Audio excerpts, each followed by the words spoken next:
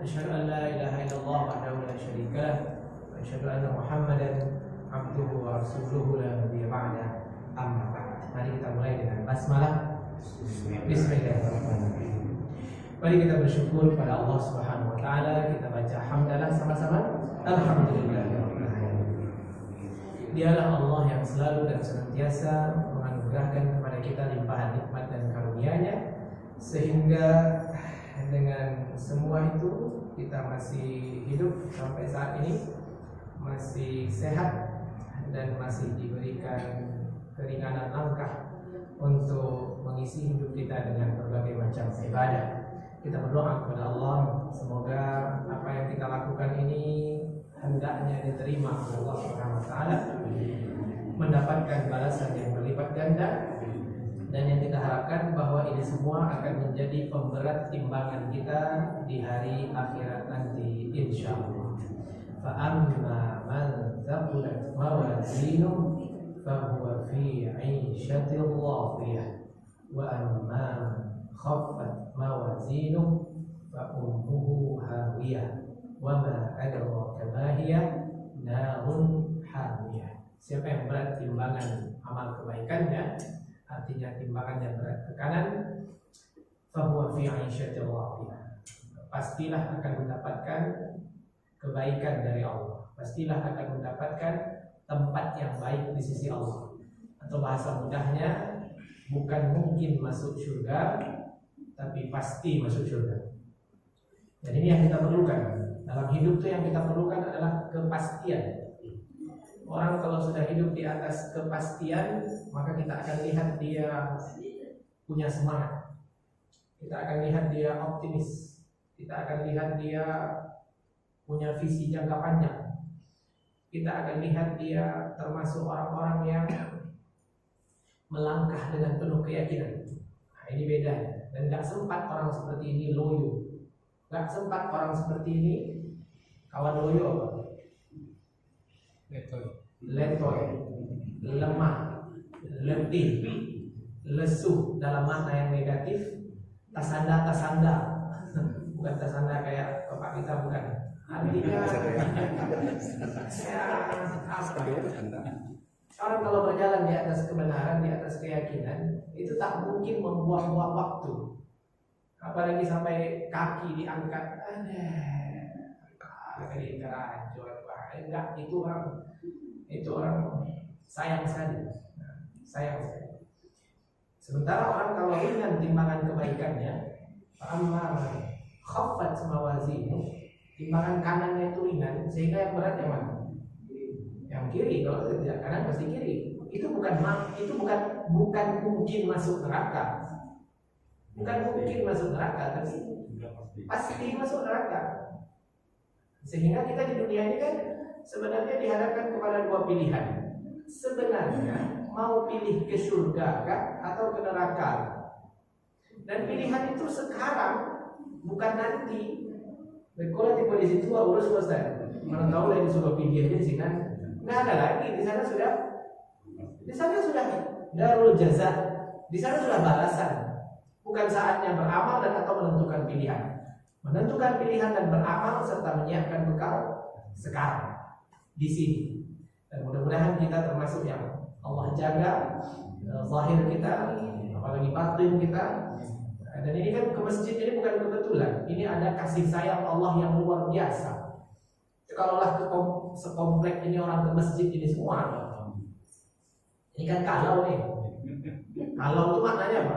Kenyataannya tidak. Kalaulah semua orang yang ada di komplek ini hadir untuk kemudian maghrib berjamaah, kemudian mendengarkan tausiah, ini masjid jadi nampak lapang atau jadi nampak sempit? Gimana?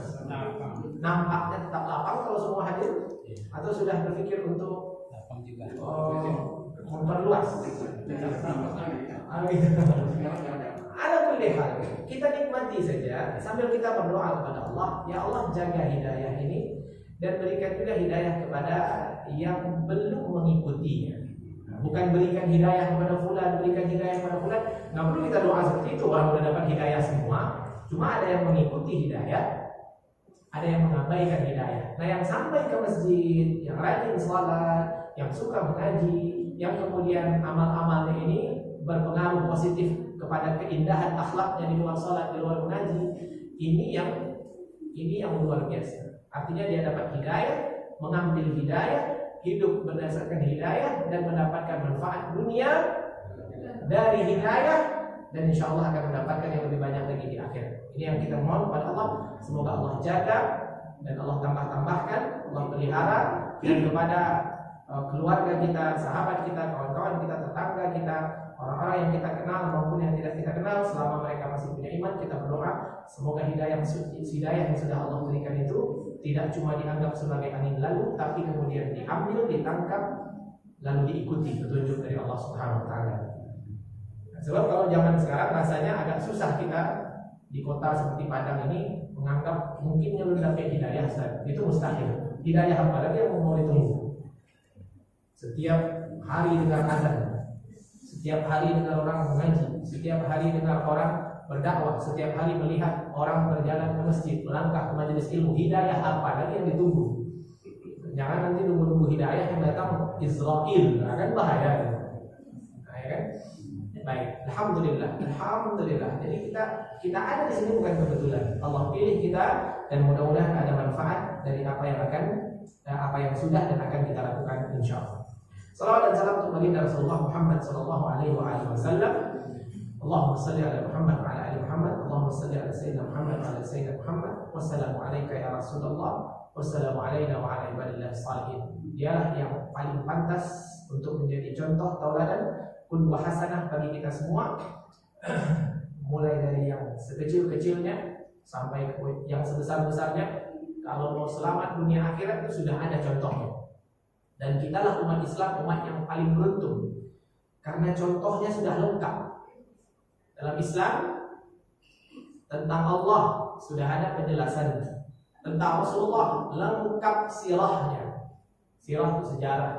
Bahkan tentang istri beliau, tentang anak beliau, tentang sahabat beliau, tentang perjuangan beliau, lengkap. Nggak ada hidup kita adanya yang kalau kita mau mencontoh Rasul, yang kemudian kita tidak menemukan modelnya, nggak mungkin, nggak ada rasanya. Kita sudah coba cek ini orang modelnya seperti apa, ada nggak pada dari Rasul atau istrinya atau sahabatnya? Itu ada.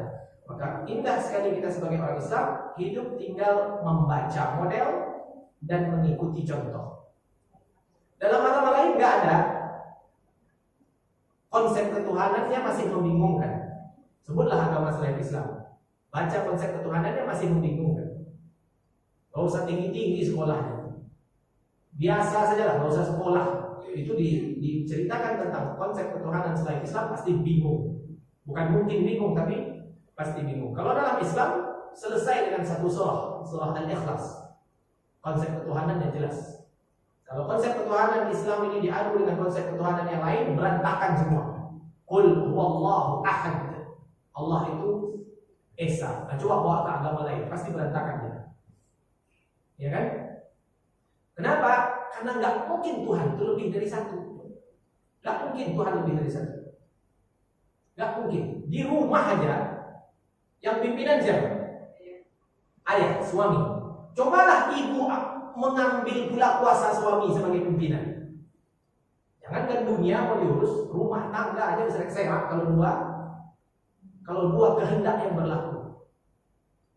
Itu baru rumah. Bagaimana alam ini kalau ada kehendak lain yang mengatur?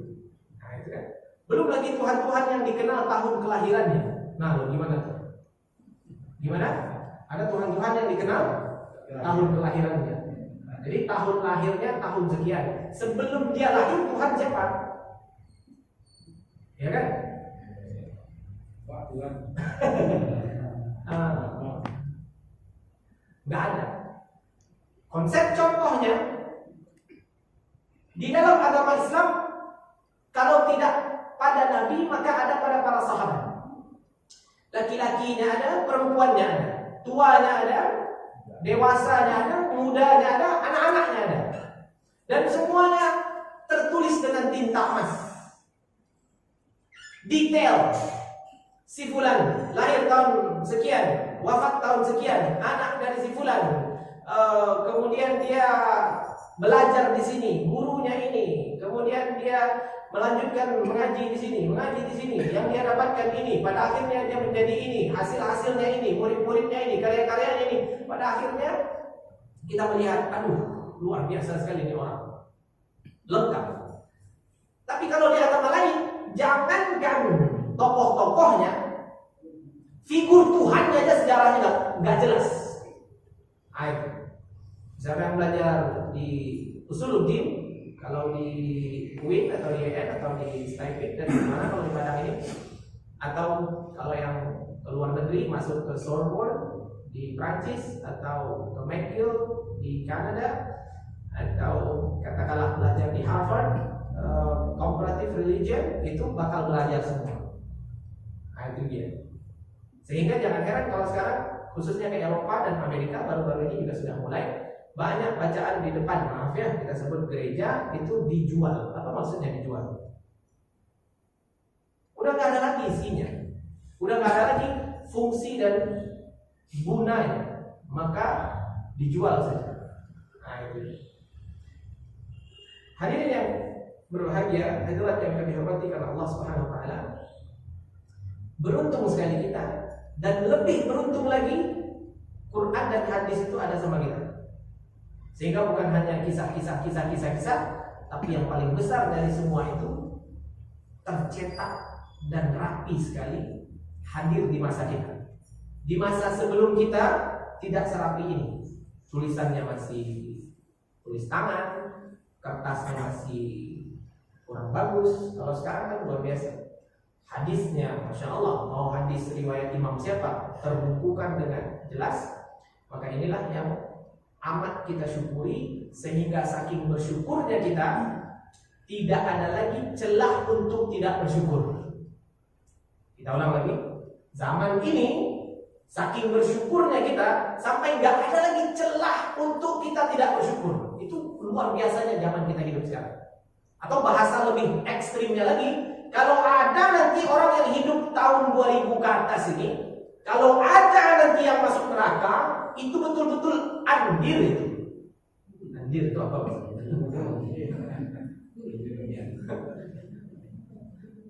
Ini ada yang meliput ini supaya pemirsa ngerti. Jahilnya kebangetan. Kalau ada yang lahir tahun 2000-an, yang hidup tahun 2000-an ke atas ini, yang nanti masuk neraka itu, Masya Allah, jahiliyahnya kebangetan gitu. Konsepnya sudah ada, tersusun rapi, mau apa saja penjelasan sudah tinggal membaca, hidup tinggal mencontoh, yang baik jelas, yang tidak baik jelas, tapi dia masuk neraka juga. Nah, itu kita bilang. Masih ingat yang 2 minggu yang lalu? Nah, ini ya. Ya, coba lihat surah Yunus itu. Semua orang bisa mengaksesnya. Gak ada mushafnya, pakai HP sekarang bisa. Ya ayuhan nas, qad ja'atkum mau'izatun min rabbikum. Wahai sekalian manusia, ini untuk kamu aku turunkan sesuatu. Mau'izatun min rabbikum, pelajaran dari aku Tuhan kamu semuanya. Wa shifaa'un lima fis sudur, bukan sekedar pelajaran dariku, tapi kalau engkau mau, maka dia menjadi pengobat dan penawar semua penyakit yang ada di dalam dada. Yang pertama itu sini perginya. Yang kedua langsung sini. Bukankah ini yang paling penting dalam hidup kita? Ini betul. Apa yang ada di kepala kita, apa yang ada di dada. Ini kalau sehat ini aman sudah. Nah, tapi juga rusak salah satunya. Hati tenang, kepala sakit, bagaimana? Nggak enak. Atau kepala enak, hati sakit. Mana yang lebih enak? Sakit kepala atau sakit hati? Yang enak. Nggak ada yang enak. Berarti kalau nggak ada, pilihannya harus ditambah satu. Kepala tidak sakit, hati lapang. Apa bagaimana? Ini dia. Berarti betul lah ya. Berarti betul lah ini.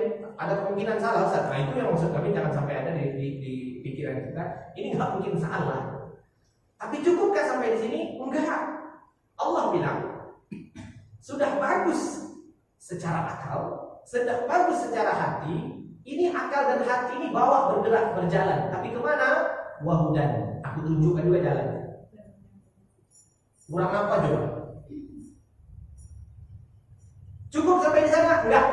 Perjalanan kamu di dunia ini jauh, lama. Tapi nanti di akhirat lebih jauh, lebih lama. Kamu perlu tambahan sesuatu yang aku juga berikan, yang kalau kamu dapatkan, maka selamatlah kamu dunia, selamatlah kamu akhirat, bahkan membawa orang-orang yang kamu sayang selamat juga. Nah, ini puncaknya. Selamat, menyelamatkan. Ya kan? Tadi pagi kami dapat postingan, Masya Allah, enak sekali melihat. Postingan itu jarang-jarang. Sekarang orang posting kadang-kadang macam-macam. 20 Juni 2020, Kompas, Cina kehabisan monyet untuk menjadi Cina kehabisan monyet untuk menjadi media uji coba vaksin COVID. 20 Juni 2020, 20 Juli 2020. Artinya pas sebulan, media yang sama menuliskan vaksin COVID-19 akan dicoba di Indonesia. Kalau di 20 Juni bunyinya apa? Cina kehabisan monyet untuk menguji coba vaksin COVID-19. 20 Juli 2020 bunyi berita di media yang sama. Itu tidak kebetulan. Ini Allah ingin buka kepada kita ada yang salah nih. Vaksin COVID-19 akan diuji coba di Masya Allah. 20 Juni bunyinya apa? Cina kehabisan monyet untuk uji coba vaksin. 20 Juli bunyinya apa? Vaksin COVID-19 akan diuji coba nih. Tidak juga sadar ini parah nih. Jadi kita di mata mereka sudah seperti monyet. Masih mau berkawan dengan orang seperti ini? Monyet aja nggak mau divaksin. Astagfirullah. Baik. Kita kembali ke ayat ini. Pelajarannya dari Allah, dan pelajaran itu Al-Quran. Dan fungsi utama Al-Quran, kalau kita baca tafsir misalnya, bahasa yang lebih mudah tafsir itu.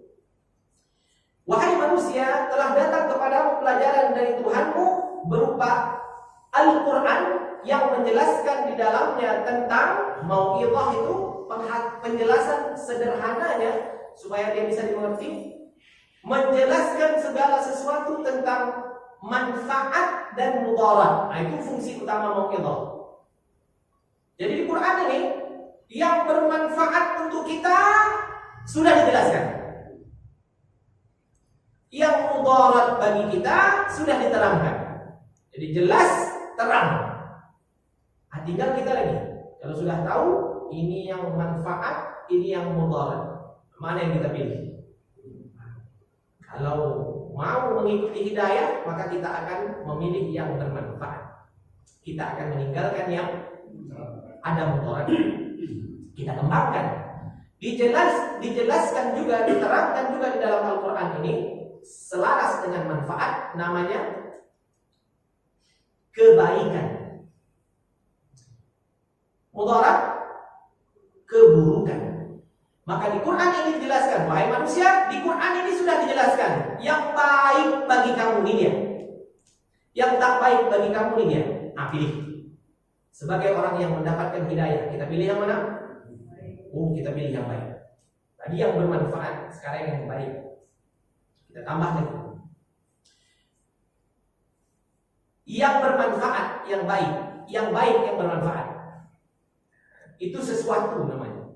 Untuk mendapatkannya, itu bisa kita tunggu saja atau kita harus mengusahakannya.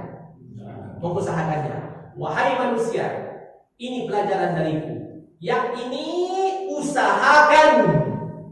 Yang ini kamu mau usahakan boleh, nggak diusahakan juga nggak apa-apa. Kalau kamu sibuk di mengusahakan yang sebelah sini sampai nggak sempat sama sekali bahkan meninggalkan yang ini, insya Allah nggak terjadi apa-apa. Nah, Yang ini buat banyak-banyak, yang ini bisa iya bisa tidak. Atau ada sebagian yang ini buat perjuangkan, yang ini jangan. Ada di Quran seperti itu? Ada. Nanti kita jelaskan satu-satu. Contoh yang bermanfaat bagi kita, yang tidak bermanfaat bagi kita. Bantu kami supaya ayat ini menjadi ayat yang bersama dengan kita, bukan ayat-ayat untuk para malaikat di langit. Yang bermanfaat bagi kita dijelaskan di Quran, yang mudarat bagi kita dijelaskan di Quran. Bantu kami. Agak satu contoh jadilah yang dekat dengan kita, yang bermanfaat bagi kita, yang bermanfaat bagi kita, yang bermanfaat bagi kita, yang halal. Yang tidak bermanfaat, yang haram. Maksud kita dari segi makanan dan minuman. Pertanyaannya, sudahkah kita memakan yang halal? Insya Allah. Tapi adakah orang yang makan yang haram? Adakah di antara kita yang minum yang halal? Adakah orang yang memilih yang haram? Berarti siapa yang belum dapat hidayah? Siapa yang belum dapat hidayah? Tidak ada yang belum dapat hidayah. Sudah dapat hidayah. Sudah dapat hidayah. Cuma ada yang mengikuti hidayah, ada yang tidak mengikuti